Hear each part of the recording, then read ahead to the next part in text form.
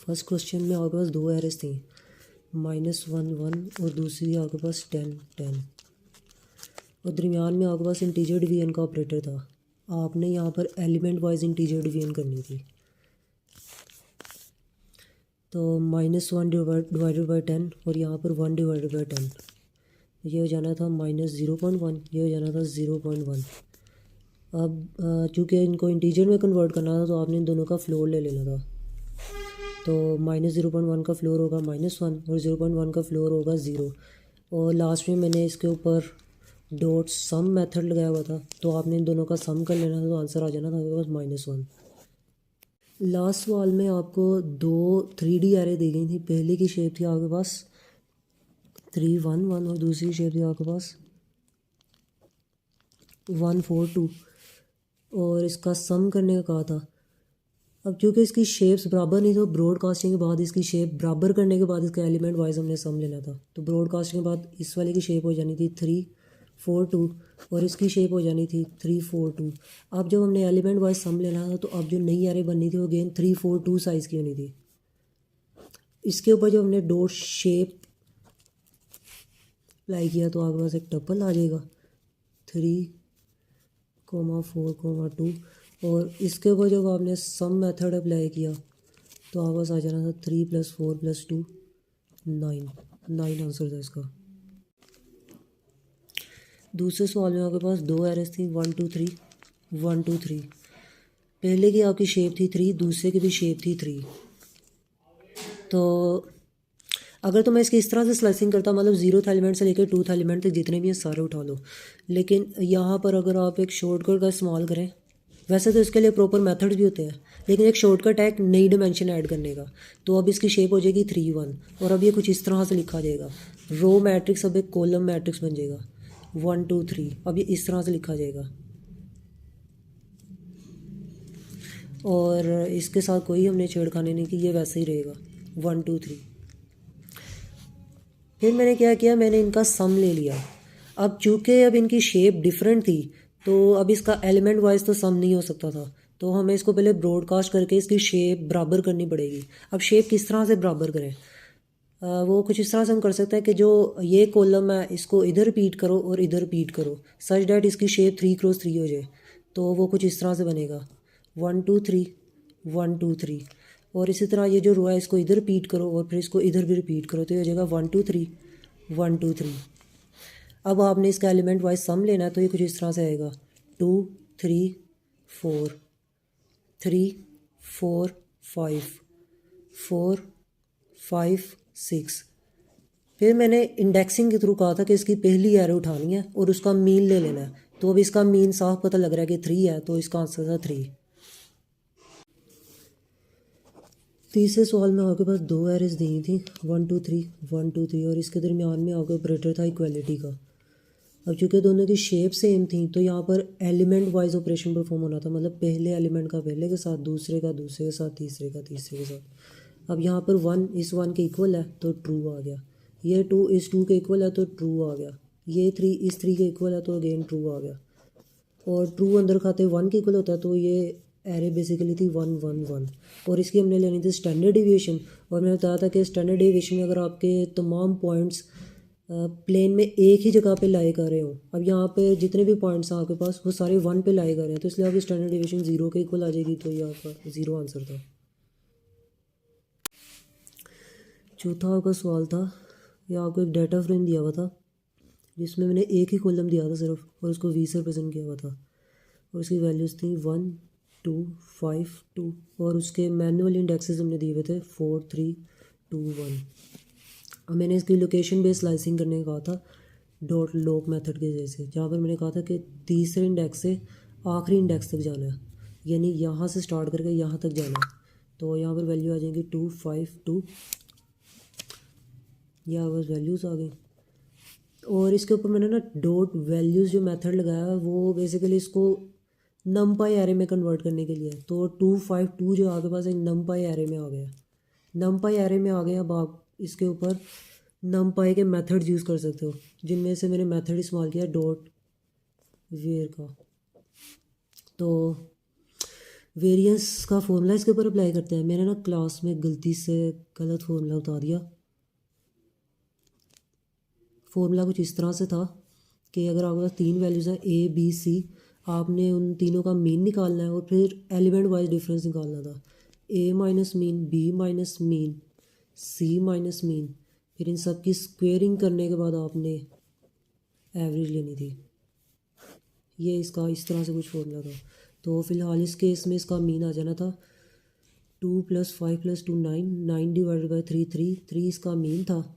और अब element wise अगर मैं इसका डिफरेंस निकाल लूँ तो 2 - 3 -1, 5 - 3 2 और 2 - 3 -1। तो अब इसकी स्क्वेयरिंग करनी है और स्क्वेयरिंग करके एवरेज लूँगा तो ये आ जाएगा 1 + 4 + 1 6, 6 डिवाइडेड बाई 3, तो ये आ जाएगा 2। इसका आंसर 2 था। पाँचवें सवाल में आपको एक 2D मैट्रिक्स दी गई थी और उसकी वैल्यूज़ थी 1 2 5 2 और इसको मैंने ई वेरिएबल में स्टोर किया था। जब मैंने कहा था ई ग्रेटर देन 1, तो यहाँ पर ग्रेटर देन की इक्वालिटी इसमें से हर एक एलिमेंट के साथ लगेगी। मतलब 1 greater than 1, 2 greater than 1, 5 greater than 1 और 2 ग्रेटर देन 1। तो पहले वाला तो फॉल्स हो जाएगा क्योंकि 1 ग्रेटर देन 1 नहीं होता, 1 = 1 होता है। बाकी जो तीनों है वो ट्रू हो जाएंगे। तो ये मैट्रिक्स कुछ इस तरह से आएगी, फॉल्स, ट्रू, ट्रू, ट्रू। और अब इस बूलियन मैट्रिक्स को जब मैं एज अ मास्क यूज़ करूँगा ई वेरिएबल का, मास्किंग का कॉन्सेप्ट मैंने कहा था कि पढ़ लेना, तो होगा ये कि जो पहला एलिमेंट है वो तो रिजेक्ट हो जाएगा, जो बाकी तीन एलिमेंट है वो सिलेक्ट हो जाएंगे। और बाकी तीन कौन से थे आपके पास? 2 5 2। तो आपके पास एक एरे में 1D एरे में 2 5 2 सिलेक्ट हो जाएंगे और इसके ऊपर मेथड लगा था सम का, तो आपके पास आंसर फाइनल आ जाना था 9। सिक्स्थ में अगेन आपके पास दो एरेज थी। पहली तो आपके पास थी 1 2 3 और दूसरी थी आपके पास एक कॉलम मैट्रिक्स था 1 2 3 का, एक 2D मैट्रिक्स था और ये 1D था। इसकी शेप थी 3 और इसकी शेप थी 3 1 और मैंने कहा था कि इसको सम करना है। अब चूँकि अब इसकी शेप बराबर नहीं है तो शेप बराबर करने के लिए हमें करनी है इसकी ब्रॉडकास्टिंग। तो इस रो को मैं इधर ब्रॉडकास्ट करूँगा और इधर ब्रॉडकास्ट करूँगा ताकि इसकी शेप हो जाए 3 × 3। और इस कॉलम को मैं एक इधर ब्रॉडकास्ट करूँगा और इधर ब्रॉडकास्ट करूँगा तीसरे कॉलम में भी, तो इसकी भी शेप हो जाएगी 3 × 3। अब चूँकि दोनों की शेप 3 × 3 हो गई है तो अब इसको हम एलिमेंट वाइज सम ले सकते हैं। तो ये कुछ इस तरह से दिखेगा और ये कुछ दिखेगा इस तरह से 1 2 3 1 2 3। अब जब इसका सम लेंगे तो वो इस तरह से होगा 2 3 4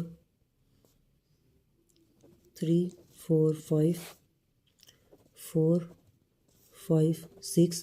फिर मैंने कहा था कि इसके डायगोनल एलिमेंट्स उठाने हैं, तो डायगोनल एलिमेंट्स ये आ गए और यूँ एक नंबर एरे बन जाएगी 2 4 6 की। फिर मैंने कहा था इसके ऊपर प्रोडक्ट मेथड अप्लाई करना है, तो आपके पास सिंगल वैल्यू आ जानी थी 2 × 4 × 6 48। 48 आपका आंसर था फाइनल। सातवें सवाल में आपको एक डाटा फ्रेम दिया हुआ है जहाँ पर दो कॉलम्स हैं आपके पास, कॉलम ए और कॉलम बी। कॉलम ए की वैल्यूज़ है 1 1 2 और कॉलम बी की वैल्यूज़ आपके पास है 10 20 30। आपने ग्रुप बाय मेथड की वजह से कॉलम ए के तहत अपने डाटा फ्रेम को ग्रुप्स में डिवाइड कर देना है। तो आप देखो कि कॉलम ए की ये दो वैल्यूज़ बराबर है तो आपका एक ग्रुप ए बन गया और फिर बची हुई वैल्यूज़ का एक ग्रुप बन जाएगा। अगर यहाँ पर एक और रो होती ना 240 करके तो फिर दूसरा ग्रुप आपका ये बनना था, लेकिन फ़िलहाल आपका दूसरा ग्रुप यही है, इसको भी काट दो। फिर आपने क्या किया, कॉलम बी को सिलेक्ट कर लिया, ग्रुप किया पहले, फिर ग्रुप करने के बाद आपने कॉलम बी को सिलेक्ट कर लिया सच डैट अब आपके पास दो ग्रुप्स हैं कॉलम बी के। पहला है 10 20 का और दूसरा है आपके पास 30 का। आपने किया इन दोनों ग्रुप्स को आपने बारी बारी करके ट्रांसफॉर्म फंक्शन में से गुजारा और वो ट्रांसफॉर्म फंक्शन क्या है वो दिया गया कुछ इस तरह से x - x डॉट मीन। तो पहले ग्रुप के केस में x की वैल्यू थी 10 20 और x डॉट मीन की वैल्यू थी 15 और इसके दरमियान था सब्ट्रैक्शन ऑपरेटर। तो चूँकि अब पहली एरे थी 2 साइज़ की, दूसरी एरे थी 1 साइज़ की, तो हम ब्रॉडकास्ट करके यहाँ पर एक और वैल्यू ऐड कर देंगे। तो अब इसकी भी शेप 2 हो गई। अब एलिमेंट वाइज सब्ट्रैक्शन होगी। 10 में से 15 माइनस किया तो आ जाएगा -5 और 20 में से 15 माइनस किया तो आ जाएगा 5। तो पहले ट्रांसफॉर्म ऑपरेशन के तहत आपके पास ये एरे आ गई 2 साइज़ की, 2 साइज़ की ही इनपुट दी और 2 साइज़ की ही आउटपुट आ गई। इसी तरह जब इसको मैं ट्रांसफॉर्म फंक्शन में से पास करूँगा तो x की वैल्यू थी यहाँ पे 30 और x डॉट मीन की वैल्यू भी 30 ही थी। और इसके दरमियान जब सब्ट्रैक्शन ऑपरेटर रखा तो 30 माइनस 30 0। तो यानी यहाँ पर ट्रांसफॉर्म ऑपरेशन के नतीजे में जो आउटपुट आएगा वो आ जाएगा 0। इनपुट का साइज़ भी 1 था और आउटपुट का भी साइज़ 1 था। तो इस आउटपुट और इस आउटपुट को आपने कॉन्कैटिनेट कर देना है। तो ये था आपके पास इंटरमीडिएट आंसर और इसका सम लेकर आपके पास आंसर आता 0। ये आपका फाइनल आंसर था। 8वें सवाल में आपके पास एक नंपाई आ रही थी -550 और उसको हमने एक h नामी वेरिएबल में स्टोर किया था। इसके ऊपर हमने 2 ऑपरेशन परफॉर्म किए। पहला ऑपरेशन था आपका, पहले मैं लिख देता हूँ बाद में एक्सप्लेन करूँगा।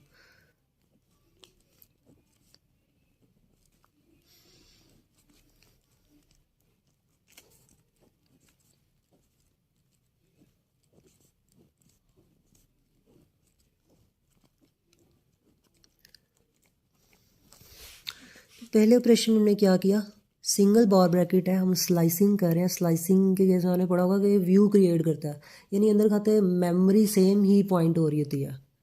तो यहाँ पर हम व्यू कहाँ से कहाँ तक क्रिएट कर रहे हैं, हम पहले इंटीजर इंडेक्स से लेकर दूसरे इंटीजर इंडेक्स से पहले पहले तक एक हम व्यू क्रिएट कर रहे हैं, यानी यहाँ से लेकर यहाँ तक हम एक व्यू क्रिएट कर रहे हैं। और उसमें से भी हम 0th इंडेक्स कंसिडर कर रहे हैं, क्योंकि इसके अंदर है ही एक एलिमेंट तो यही कंसिडर हो गया। और फिर उसके अंदर हमने 99 ऐड कर दिया, यानी ये हो गया आपके पास 104। तो ये तो था आपके पास पहला ऑपरेशन। दूसरे ऑपरेशन में क्या किया, दूसरे ऑपरेशन में हमने इंडेक्सिंग की है। उस इंडेक्सिंग के दौरान हमने पहला एलिमेंट उठाया और दूसरा एलिमेंट उठाया।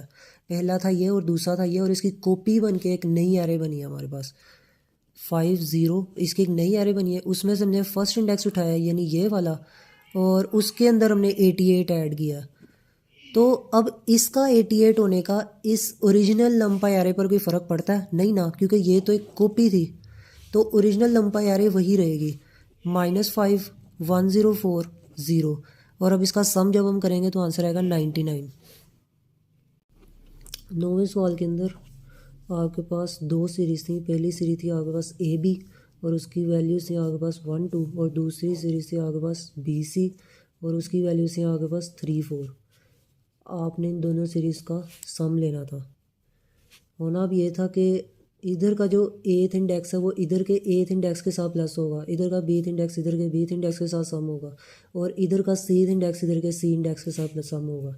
अब चूँकि यहाँ पर एक A इंडेक्स नहीं है और यहाँ पर एक 6th इंडेक्स नहीं है, तो यहाँ पर तो सीधा सीधा नोट नंबर आएगा ना, और B आपस में सम होकर 5 दे देंगे। तो ये आपके पास एक नई सीरीज़ आएगी। इसका बाद में मैंने सम का कहा था, और सम लेने के बाद इसकी वैल्यू आ जानी थी 5। ये अक्सर बच्चों ने इसको नैन किया हुआ, नैन नहीं आएगा 5 आएगा, चेक कर लेना बेशक।